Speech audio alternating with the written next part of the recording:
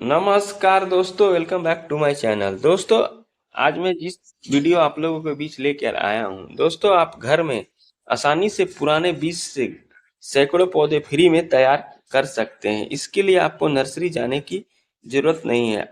आप पुराने बीज को कलेक्ट करके रखिए और उसे आप कोकोपीट और गार्डन सोयल में लगाइए। आसानी से लगेंगे और सभी प्लांट जनरेट हो जाएंगे। देखिए दोस्तों, हमने पुराने बीज को रखा है। इसमें हमने विंटर सीजन के 20 फ्लावर्स को रखा है। गजेनिया, पुटेनिया, जरबेरा, डहेलिया, गुलदाउदी, मेरीगोल्ड्स, पेंजी और भी जितने विंटर सीजन के फ्लावर्स है, सभी का हमने बीज लास्ट ईयर कलेक्ट करके रखा था। अब मैं इसे लगाने का आपको तरीका बताऊंगा कि इसे आप कोकोपीट एवं गार्डन सोइल में लगाते हैं तो आपको एक सप्ते के बाद ये सारे बीज जनरेट हो जाएंगे और सैकड़ों पौधे आपको फ्री में घर में तैयार हो जाएंगे।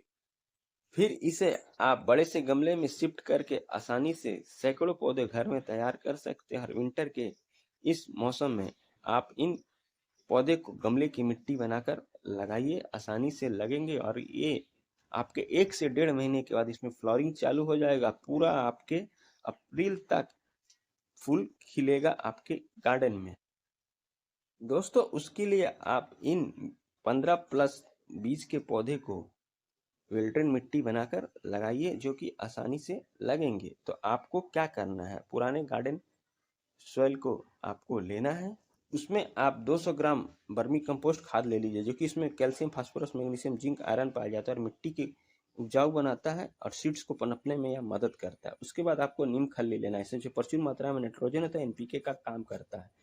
अगर इसे आप गार्डन सॉइल में मिलाते हैं तो आपके गार्डन में जो भी कीट पतंगे रहते हैं उसको जड़ से खत्म कर देता है और मिट्टी को उपजाऊ बनाता है। तो इन सभी को मिक्स करके आप विल्टन मिट्टी बनाइए और इसमें आप सीड्स को लगाइए, जो कि आसानी से लगेंगे और सभी जनरेट एक सप्ते में हो जाएंगे।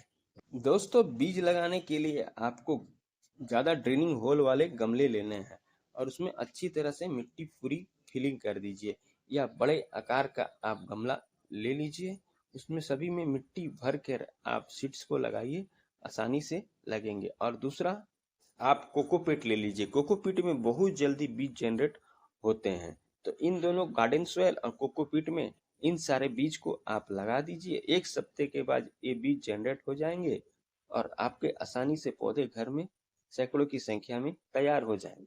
कोकोपीट में दोस्तों यह होता है कि इसमें जो नमी बरकरार रहता है, जिससे अगर आप सीड्स डालते हैं तो आसानी से एक सप्ते में जनरेट हो जाता है। तो कैसे बीज को लगाना है तो बता रहा हूँ। देखिए दोस्तों, यह गजीनिया का बीज है जिसे हमने कोकोपीट में लगाना है। तो हमने रखा हुआ था, उसमें कोकोपीट के ऊपर आप डाल के, ऊपर से आप कोकोपीट डाल के पूरी अच्छी तरह से फिलिंग कर देना है। उसके बाद इसे आप सेमी सीड एरिया में रख देना है।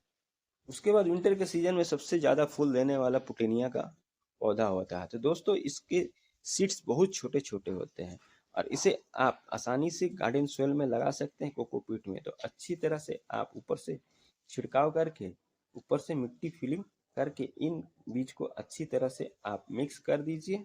उसके बाद यह डेजी का बीज है दोस्तों, तो इसे भी आप गमले में लगाकर गार्डन सोइल में लगाइए या कोकोपीट। तो हमने दोनों में लगाया है। उसको लगाकर अच्छी तरह से मिट्टी में मिक्स करके आपको सेमी शेड में रख देना है।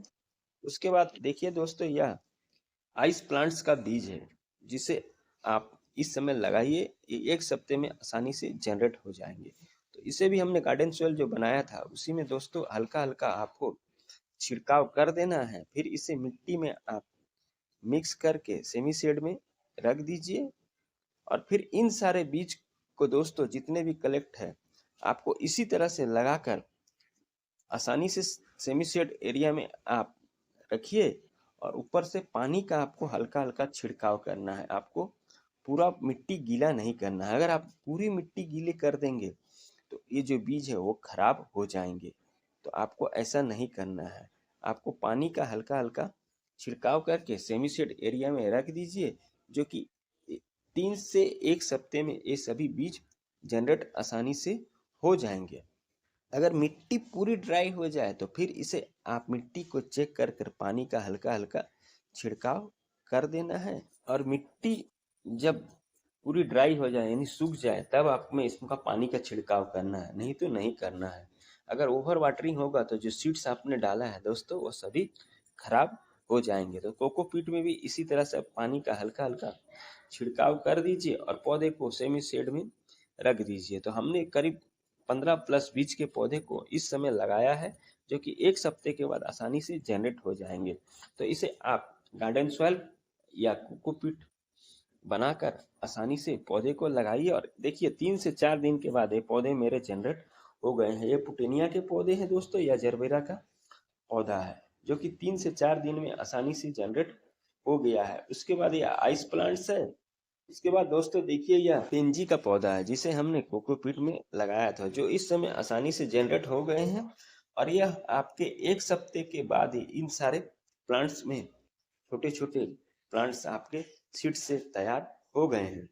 फिर इस पौधे में आपको हल्का हल्का पानी का छिड़काव करना है और सेमी शेड एरिया में ही रखना है। जब थोड़े से प्लांट्स बड़े हो जाएं तब इसको आप प्रॉपर सनलाइट्स में रख दीजिएगा और निकाल के इसे बड़े से गमले में गार्डन सॉइल बनाकर शिफ्ट कर दीजिएगा। तो दोस्तों आप इसी तरह से गार्डन सॉइल बनाकर सीड्स को लगाइए, जो कि आसानी से जनरेट हो जाएंगे और आपको फ्री में सैकड़ों की संख्या में घर में पौधे तैयार हो जाएंगे। तो आप इसी तरह सीड्स को लगाइए दोस्तों। नवंबर के महीने भी आप लगाकर आसानी से आप इसमें मार्च अप्रैल तक फूल ले सकते हैं इन सारे प्लांट्सों से। जब आपका प्लांट्स 8 से 10 दिन का हो जाए तो फिर आप इसे आसानी से गमले की वेल्डेड मिट्टी बनाकर प्लांट्स को शिफ्ट कर दीजिए और ये बड़े बड़े हो जाएंगे और 1 महीने के अंतराल के बाद इन सारे प्लांट्सों में फ्लावरिंग चालू हो जाएगा। तो दोस्तों जानकारी अच्छी लगी है तो मेरे चैनल को लाइक शेयर सब्सक्राइब कमेंट जरूर करें और मेरे बताए हुए तरीके से आप घर में सीड से आसानी से सैकड़ों पौधे तैयार कर सकते हैं। तो मिलते हैं फिर अगले वीडियो में नए किसी टॉपिक के साथ, नए किसी प्लांट्स की जानकारी के साथ। Bye bye, Tata.